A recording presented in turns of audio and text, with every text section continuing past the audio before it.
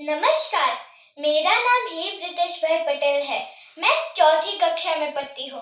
मैं जो भी कहानी कहूँ वो आप शांतिपूर्वक सुनिए, ऐसी मेरी नम्र विनती। कहानी का नाम है बुरी संगत का फल। एक नगर था।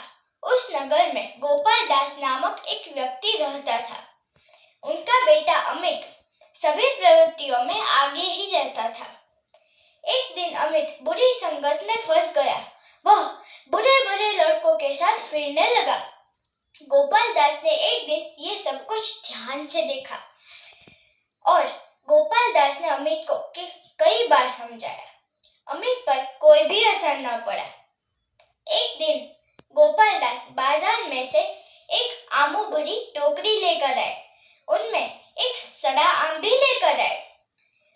घर आकर गोपाल दास ने अमित को कहा, बेटा, ये सड़ा आम भी इन आमों के बीच रख दो। अमित ने सड़ा आम सभी आमों के बीच रख दिया। गोपाल दास ने कहा, हम ये आम थोड़े दिन बाद खाएंगे। थोड़े दिन गुजर गए। गोपाल दास ने अमित को कहा, बेटा, वह आमों वाली टोकरी लेकर आओ। अमित ने जैसे ही टोकरी खोली, उनमें कई आम सड़ गए थे। अमित ने गोपाल दास के पास आकर बोला, पिताजी, इसमें तो कई आम सड़ गए हैं। गोपाल दास ने कहा, हाँ बेटा, यह बुरे आम से कई आम सड़ गए।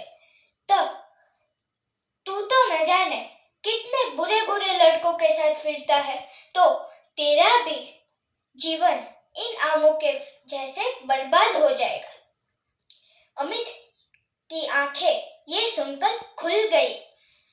अमित ने बुरे लड़कों के साथ जाना बंद कर दिया। इस कहानी से हमको ये शिक्षा मिलती है कि बुरी संगत का बुरा और अच्छी संगत का अच्छा परिणाम मिलता है। अस्तु।